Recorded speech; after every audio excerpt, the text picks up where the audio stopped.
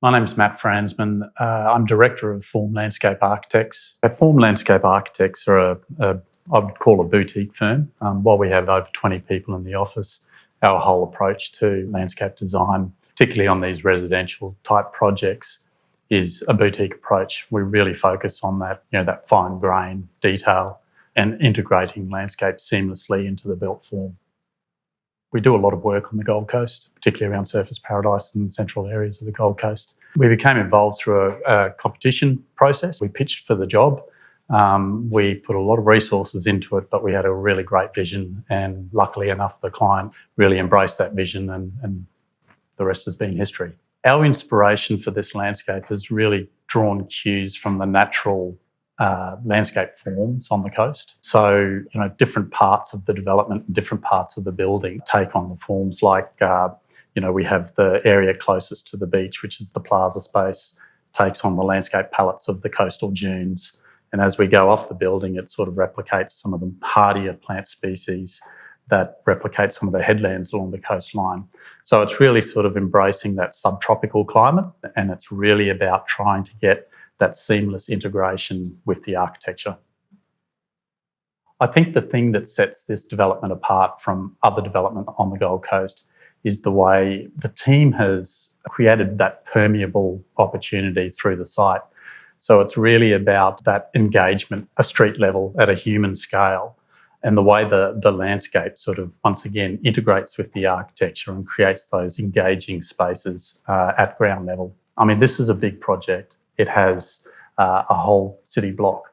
So that generosity of offering that space back to the community and back to the public is a real point of difference.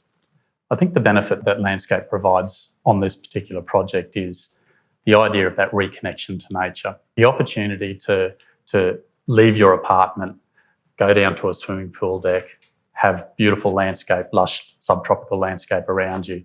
And it sort of creates these beautiful microclimatic zones, which, when you've got a lot of built form and built structure around you, it establishes softness in the built form.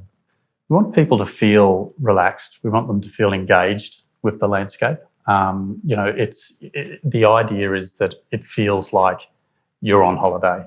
You're on holiday on the coast. It's using that coastal palette of plants.